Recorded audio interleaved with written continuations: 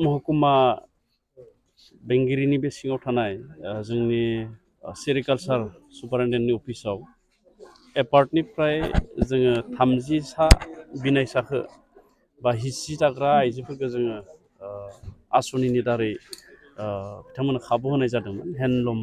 जेकार machine आरो जेकार मेसिनखौ जों बिथांमोननो होखांबाय आरो बे जेकार मेसिनखौ बोरै सालायनांगो बिनि माखासे टेकनिक आरो माखासे सिफोरखौ बोरै दाना डिजाइन खालामनो हायो बेनि टेकनिकफोरखौ ट्रेनिं होनो थाखाय दिनै मोनसे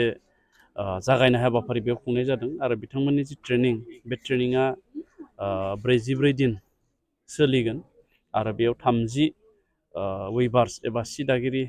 आइजो बिथांमोनखौ सायख'नाय जादोंमोन आरो बिथांमोना 44 सान बेवहाय ट्रेनिं लागोन आरो बिथांमोनखौ ट्रेनिं होनो थाखाय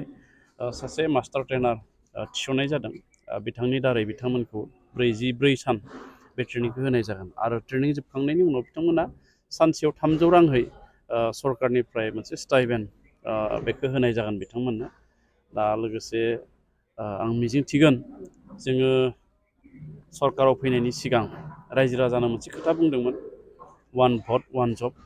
आरो बियो दिनै फुलफिल जानायनि बिथिंजों थांगासिनो दङ मानो होननानै बुङोब्ला जोंनि बिटिआर सरकारनि आखायाव जेसेबांखिनि डिपार्टमेन्ट दङ बे डिपार्टमेन्टफोरनि गासैबो खामानि मावनाया जागायबाय जोङो मिशन मदआव खामानि मावदों आरो बिनि दारै जोंनि रायजो राजाफ्रा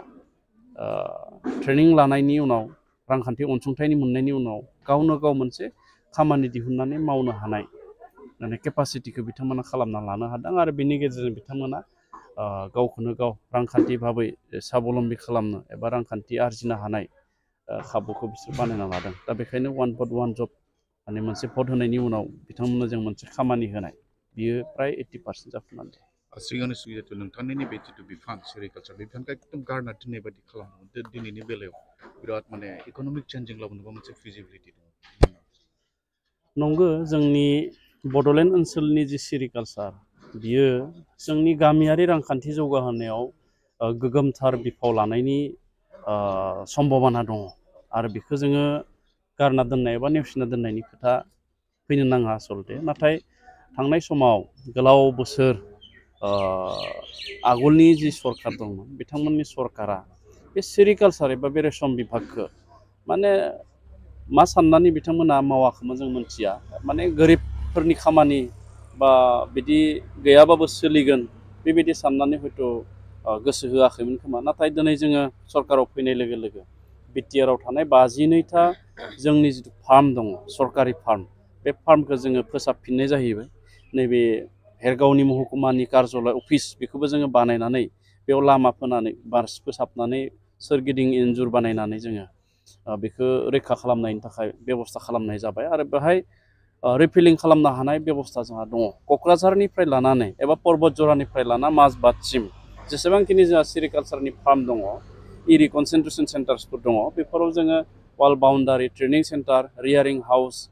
कुकुन बेंक बायदिसिना जों टेकनिकेल बिल्डिंफोरखौ जों रिपेयारिं खालामदों आरो गोदानैबो बानायदों आरो बेनि गेजेरजों फैबाय थानाय समाव जोंनि बड'लेण्ड ओनसोलनि जि गामियारि रांखान्थि बे गामियारि रांखान्थिया बे सेरिकालचारनिफ्राय 30 जौखोन्दोसो माने जौगाखांनायनि सम्भावनाखौ जों नुहुरदों आरो बेनिखायनो जों दिनै खामानि मावदों बड'लेण्ड इरि मिसन सोलिबाय थादों आरोबाव बड'लेण्ड सेरिकालचार मिसन बेबो सोलिदों दा ओंखायनो जोङो सरकारनिफ्रायबो रायजो राजाफोरखौ खावलायगोन जे जायफ्रा सेरिकालचारजों लोब्बा थानाय बिथांमोना इयुननि समाव खोब गोजों मोनसे फिउचार एबा गोजों मोनसे थासारि गोजोनथाव मोनसे थासारि बेखौ मोननो थांगासिनो दङ जा क'क्राझाराव बड'लेण्ड सिल्क पार्क दङ बेवहाय जोङो गभर्नमेन्टनि जोंहा जि खुन्दुं थुननाय मेसिन स्पान मिल बेखौ जोङो बेखेवनो थांगासिनो दङ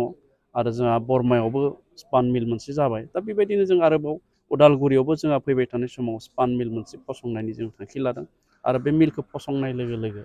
जोंनि एम्फौ फिसिग्रा लाथा फिसिग्रा बा जोंनि रेशन बिभागजों जायफ्रा सोमोन्दो थानाय बिथांमोना रांखान्थि खामायनायनि राहाखौ मोनगोन